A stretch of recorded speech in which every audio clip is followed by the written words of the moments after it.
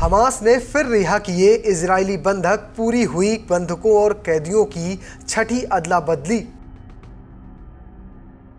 3 बंधकों के लिए इजराइल छोड़ेगा 369 कैदी। युद्ध विराम के बीच कैसे हुई हमास की ये जीत। ट्रंप की चेतावनी के आगे हमास की निकली हेकड़ी, फिर भी नेतन्याहू को लड़ाकों ने चिढ़ाया। हमास ने शनिवार को 3 और इजरायली बंधकों को रिहा कर दिया है। गाजा युद्ध विराम समझौते के तहत बंधकों और कैदियों की छठी अदला बदली पूरी हो चुकी है। इन 3 बंधकों के बदले में इजराइल ने 369 कैदियों को आज़ाद करेगा। ट्रंप और इजरायली प्रधानमंत्री बेंजामिन नेतन्याहू की धमकी के बावजूद हमास ने केवल 3 बंधकों को ही रिहा किया है। तो चलिए आपको इस वीडियो में इसके बारे में विस्तार से बताता हूँ।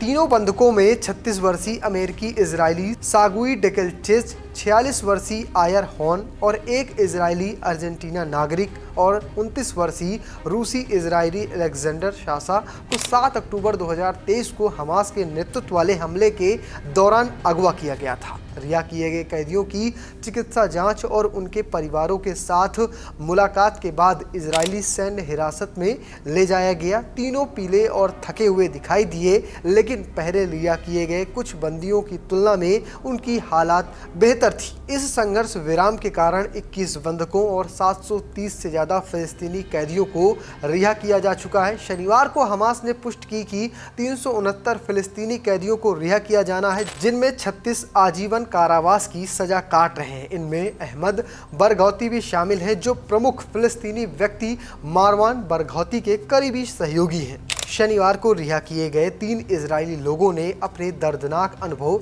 साझा किए। हॉर्न को उसके भाई ईटन के साथ अगवा किया गया था, जो अभी भी कैद में है। डेकेल्चेन को हमले के दौरान बाहर काम करते समय पकड़ा गया था, जबकि उसकी पत्नी और बेटियां एक सुरक्षित कमरे में छिप गई थी। ट्रूफानो को उसकी दादी, माँ और प्रेमिका के साथ बंधक बनाया गया था, जिन्हें नवंबर में रिहा कर दिया गया था। उसके पिता की अक्टूबर में हुए हमले के दौरान मौत हो गई थी। 7 अक्टूबर को हमले के दौरान पकड़े गए 251 बंधकों में से लगभग आधों की मौत हो चुकी है। उनकी स्थिति को लेकर चिंता अब बढ़ गई है, खास करके पिछले शनिवार को रिहाई के बाद, जिसमें कमजोर और कुपोषित दिखने वाले बंदी भी शामिल थे। एक पूर्व बंधक 65 वर्षीय कीथ सीगल ने कैद के दौरान दुर्व्यवहार के अपने अनुभव को भी साझा किया है, जो युद्ध बढ़ने के साथ और भी बदतर हो गया। इन सब के अलावा एक और घटना है जिसने सबको चौंकाया है, जिसमें रिहाई के दौरान बंदियों को भीड़ के सामने एक मंच पर पेश किया गया, जिसके चारों ओर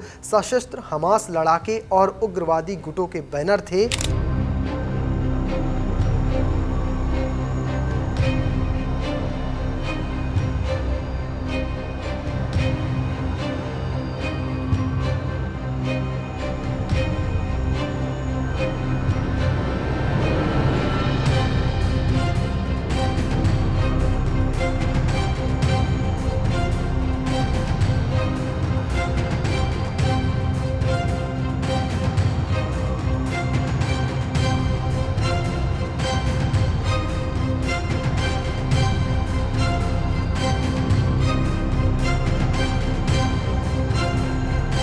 तो फिलहाल आप कैसे देखते हैं पूरी खबर को कमेंट बॉक्स में बताना और पेज को फॉलो करना, चैनल को सब्सक्राइब करना बिल्कुल भूलिएगा। धन्यवाद।